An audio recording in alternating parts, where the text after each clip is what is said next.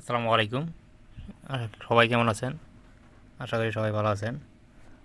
আমরা এমন অনেকেই আছি যারা অনেক দিন যাবৎ ই ফুটবল খেলতেছি, কিন্তু ই ফুটবলে কীভাবে স্কিল ব্যবহার করতে হয় বা স্কিল মারতে হয় এটা আমরা জানি না। আজকে আমরা সেটাই শিখতে চলেছি। মূলত স্কিল মারার জন্য আপনার লক্ষ্য রাখতে হবে আপনার অপোনেন্টের প্লেয়ার, মানে ডিফেন্ডার হোক বা অন্য যে কোনো প্লেয়ার হোক, যখন আপনার কাছে বল আছে, আপনার খুব কাছাকাছি যখন আপনার প্লেয়ারের খুব কাছাকাছি যখন আপনার অপোনেন্টের প্লেয়ার আসবে, তখন আপনি স্কিলগুলো ব্যবহার করবেন। আপনার প্লেয়ারের কাছে যদি ডাবল টাচ থাকে ডাবল টাচ মারবেন, যদি চপ টান থাকে চপ টান মারবেন, যদি সিস অর ফেন্ট বা অন্য যে কোনো স্কিল বা যাই হোক, যখন খুব ক্লোজ থাকবে কিন্তু বল আপনার হাতে, মানে আপনার প্লেয়ারের পায়ে, তখন এই স্কিলগুলো ব্যবহার করবেন।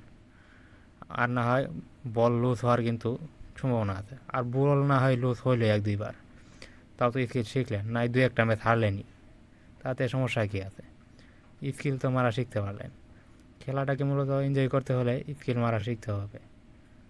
তো আজকে আমরা সেটাই করতে চলেছি। তো এটা এখন দেখব ম্যাচের ভিতরে কিভাবে প্রয়োগ করতে হয়।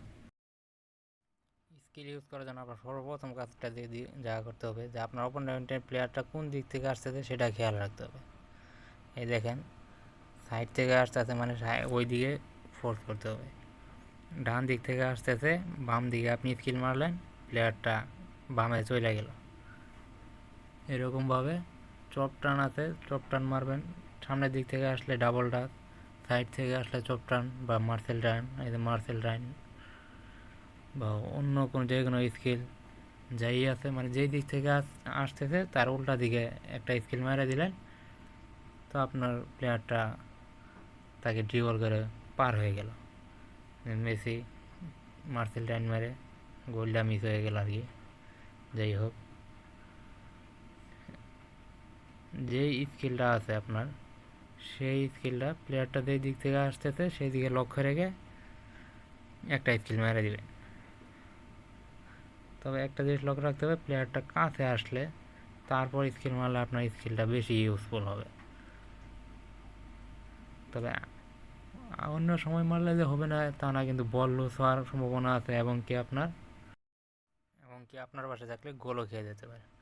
তবে কথা একটাই, যে রিকোয়েস্ট রইল যে নিজের গোল বারের এদিকে বা নিজের গোল পোস্টের কাছে কখনো স্কিল ব্যবহার করতে যাবেন না, কারণ এই সময় বল লুজ হইলে আপনি ইনস্ট্যান্ট কোনো গোল খেয়ে দিতে পারেন।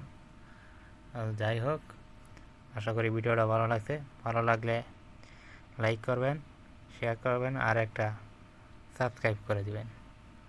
আসসালামু আলাইকুম।